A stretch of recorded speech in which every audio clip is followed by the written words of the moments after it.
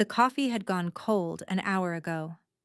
Marcus stared at the email again, reading the same words that had been seared into his mind since 6:47 a.m. "We sacrificed everything for you. The least you can do is start repaying that debt." His mother had written it. His father had likely dictated most of it.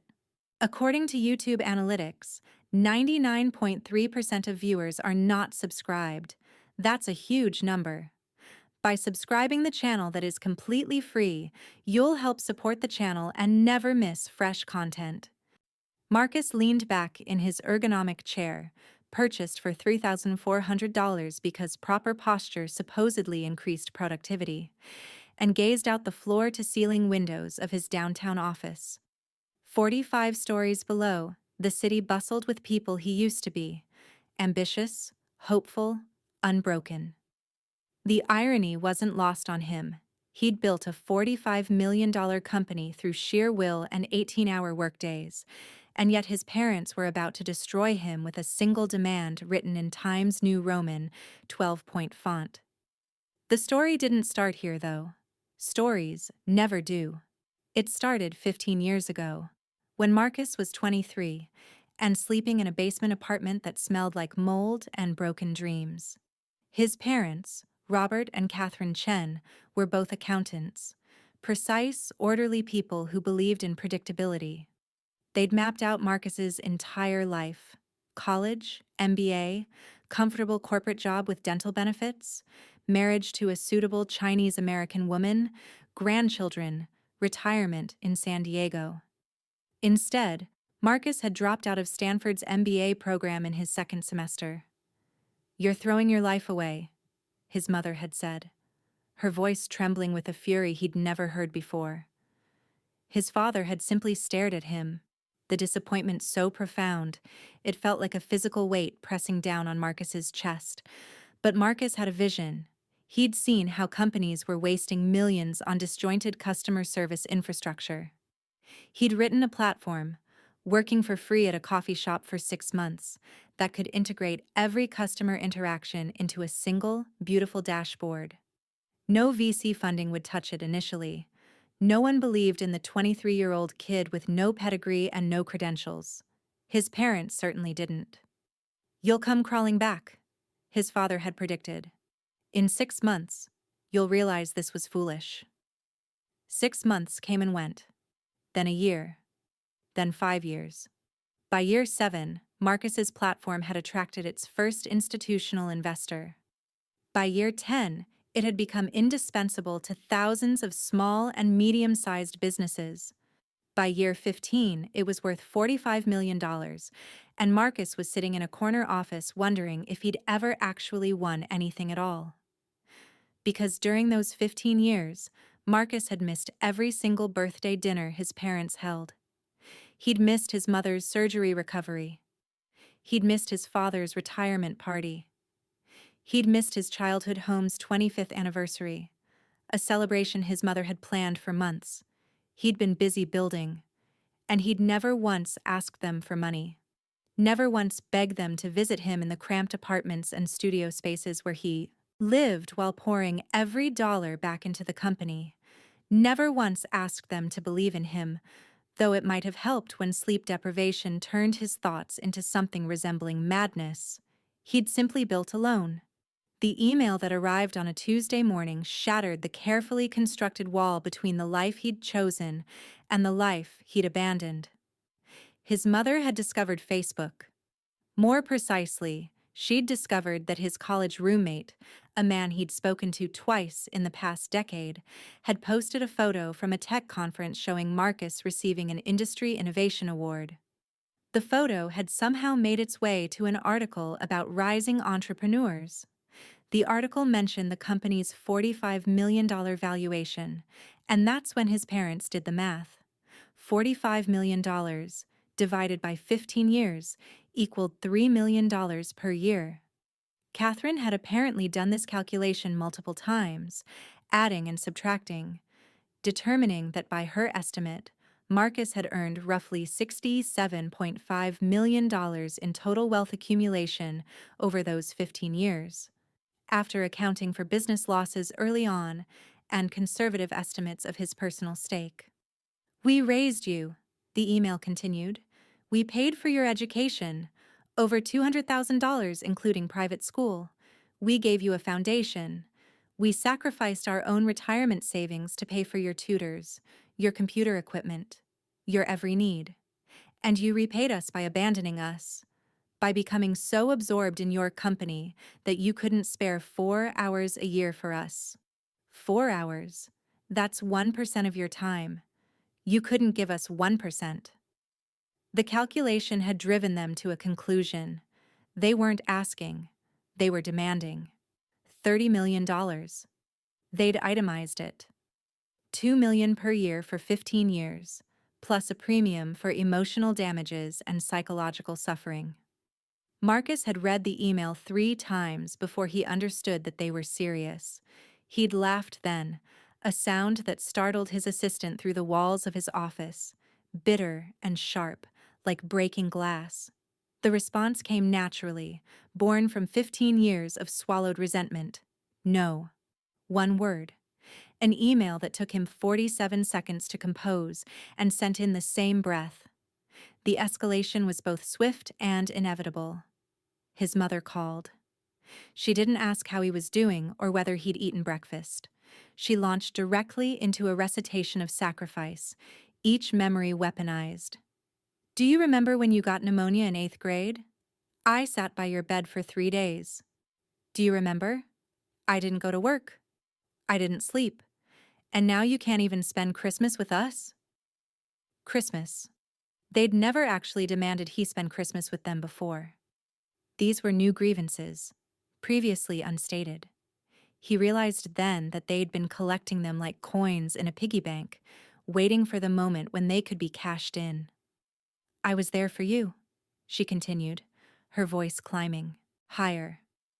"I gave you everything, and you chose a computer program over your own parents." "A company," Marcus said quietly, "not a computer program." "I don't care what you call it," she screamed. Then, more quietly, with the tone of someone who'd discovered a weapon, "Your father is devastated. He had a small heart incident yesterday, the stress of feeling abandoned by his own son." "Is Dad okay?" Marcus asked immediately, his defensiveness crumbling. "He will be, once he receives the apology he deserves, and the financial compensation." There it was, the knife turning in his chest. She'd weaponized his father's health, his father's pain, held it hostage until Marcus would pay. When his father called later that evening, his voice was indeed weak. "Your mother is right, son," he said. "She's right." Marcus wanted to scream. He wanted to ask if his father remembered refusing to attend his company's first milestone meeting with major investors, a moment when a show of family support might have changed the entire trajectory of his mental state during that crucial turning point. He wanted to remind him of the voicemails he'd left asking them to understand, to give him time to build something meaningful.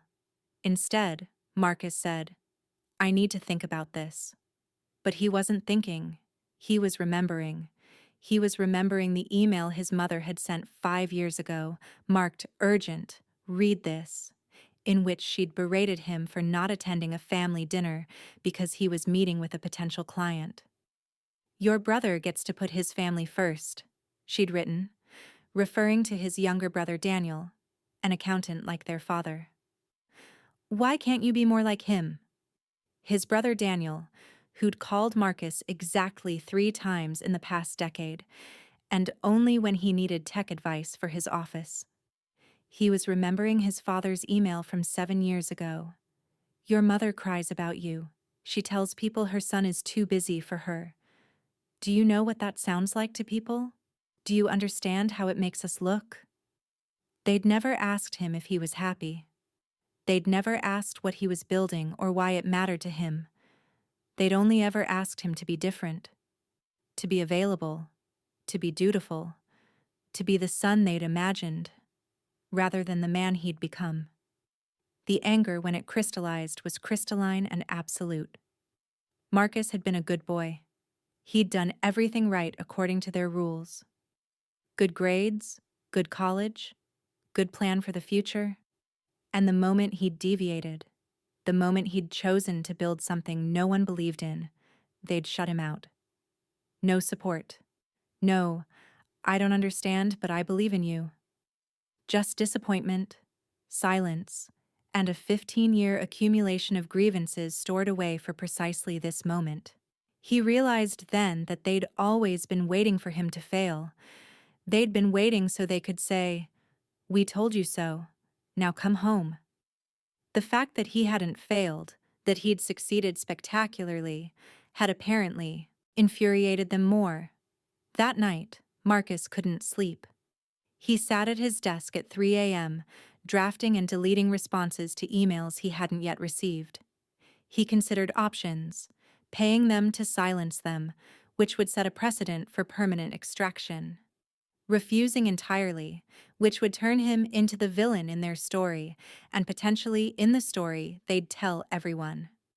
Trying to reason with them, which he'd already discovered, was pointless. Instead, at 4:47 a.m., Marcus did something he'd never done before. He called a lawyer. Not a lawyer for litigation, a lawyer for leverage. By 6 a.m., his attorney, a sharp woman named Jennifer Zhao who didn't blink at unconventional requests, had helped him draft a response so carefully constructed it would have made his accountant parents weep with admiration for its precision. The email was 14 pages long. It itemized every dollar he'd ever spent on family, every birthday gift, every holiday present, every plane ticket for parents to visit him that they'd refused to use. It documented the cost of his education adjusted for inflation. It included notarized receipts from the tutors, the computer equipment, his childhood home's mortgage payments his parents had made. Then it did something bold. It calculated what his parents' sacrifice had actually purchased. A son who'd built a wildly successful company. A son whose platform had generated millions in value for thousands of businesses and ultimately created hundreds of jobs. And it determined a fair market value for that outcome. Substantial, but far less than $30 million. The email then outlined what Marcus had actually sacrificed for their benefit. Documented in painstaking detail, the hours not spent building, the mental health deterioration from stress, the relationships he'd failed to develop because he was building. It calculated a value for his lost years, his lost sleep, his lost peace of mind. The final calculation was devastating in its precision. His parents owed Marcus $12 million for the psychological damage of their withdrawal of support during his critical building years, and an additional $4 million for their current extortion attempt. However, the email concluded, "I'm willing to forgive this debt entirely if you're willing to accept the following terms. 1. You will cease all requests for financial compensation. 2. You will cease all attempts to guilt or coerce me through health crises or emotional appeals. 3. You will respect my autonomy as an adult and my choices as a business person. 4. You will cease spreading narratives about my abandonment to extended family and friends. And 5. You will seek family counseling with a qualified therapist to address your patterns of conditional love and financial manipulation." He CC'd his lawyer. He sent it to both of their email addresses. The silence that followed lasted exactly 4 days. Then his mother responded. Not to his email. Instead, she called his company's main line, got routed to his assistant, and left a voicemail so loud that his assistant could hear it from 3 offices away. "I'm going to the media," his mother had shrieked. "I'm going to tell them you're an ungrateful son who abandoned his aging parents. I'm going to tell them you're heartless. You'll see. Your company will suffer. Your reputation will be destroyed." She'd meant it. Marcus watched her follow through with terrifying efficiency. She contacted business journalists.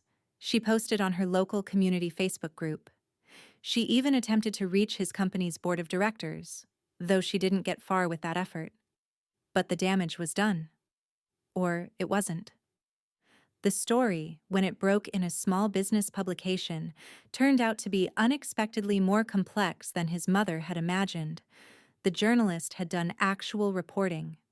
She'd looked at court records, discovered Marcus's early career struggles, interviewed people who'd known him during those 15 years.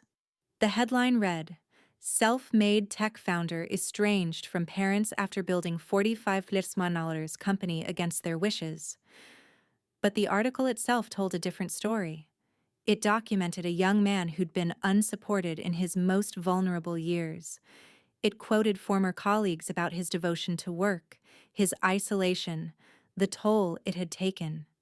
It included interviews with successful entrepreneurs who'd similarly cut off family members who couldn't support their visions. And it included, with careful neutrality, both sides of the conflict. The public response was mixed, which meant it was actually quite favorable to Marcus. His email to his parents went viral, not in the crude trending sense, but in the serious business community sense. People forwarded it to their own estranged family members. People used it as evidence in their own conflicts. It became, entirely without Marcus's intention, a manifesto. But the attention didn't heal anything. If anything, it made things worse.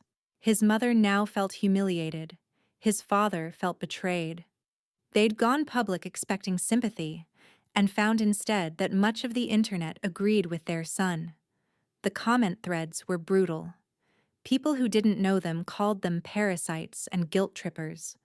People speculated about his childhood, about whether there was abuse, about whether the parents had been emotionally manipulative all along. They hadn't been abusive, Marcus wanted to clarify. They'd simply loved him conditionally.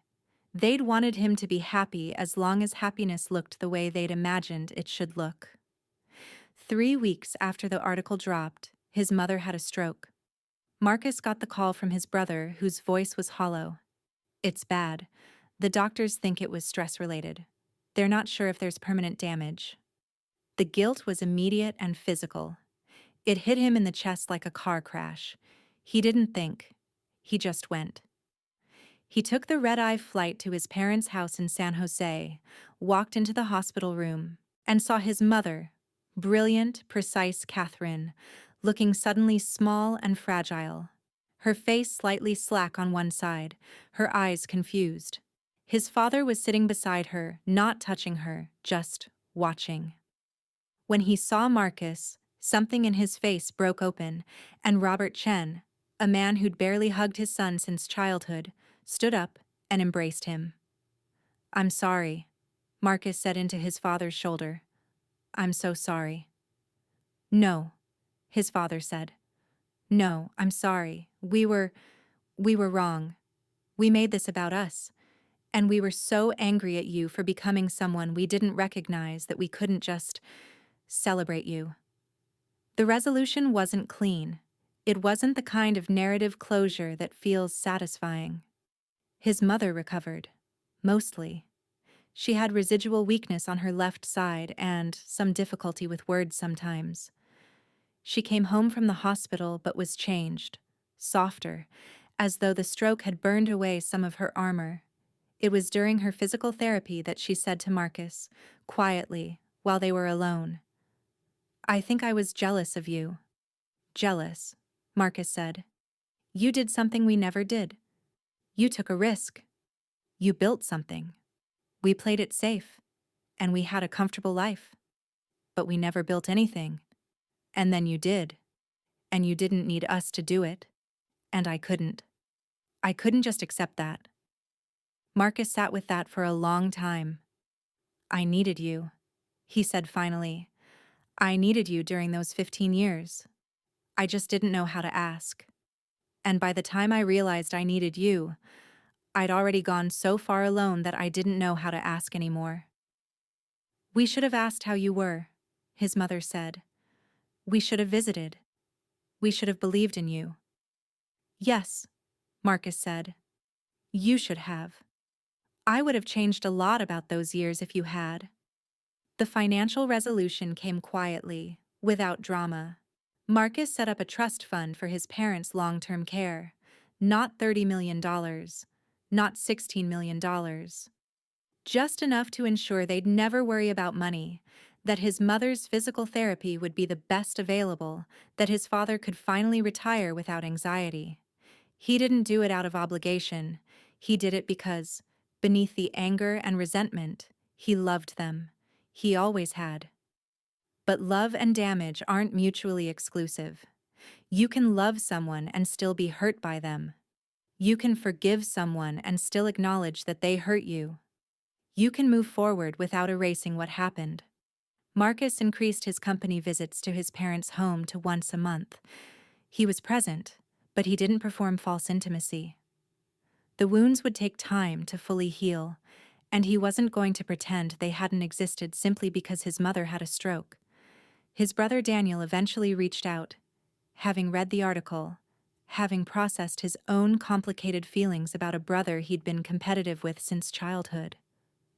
"You were brave," Daniel said awkwardly. "I never told you that. What you built. I was always too busy judging it to acknowledge how much courage that took." A year after the stroke, Marcus's company went through a strategic acquisition that netted him personally $95 million.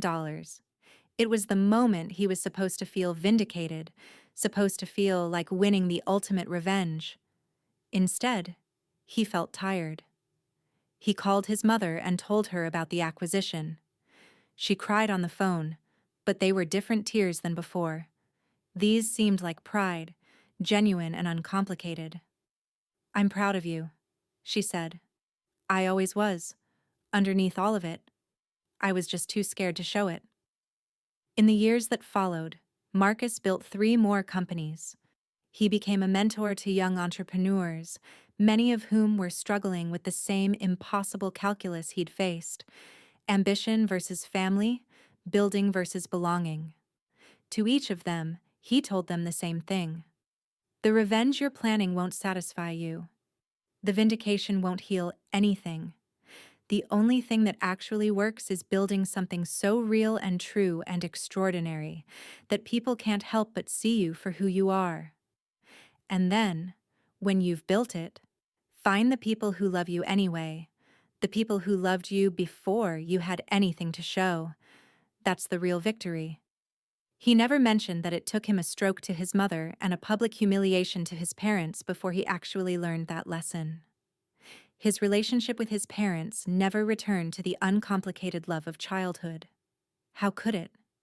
They'd fundamentally misunderstood who he was and what he needed, and when he became successful, they'd tried to extract payment for love. Those facts didn't disappear simply because his mother recovered, and they all said sorry. But something else grew in the space where resentment had lived. A more mature understanding, perhaps.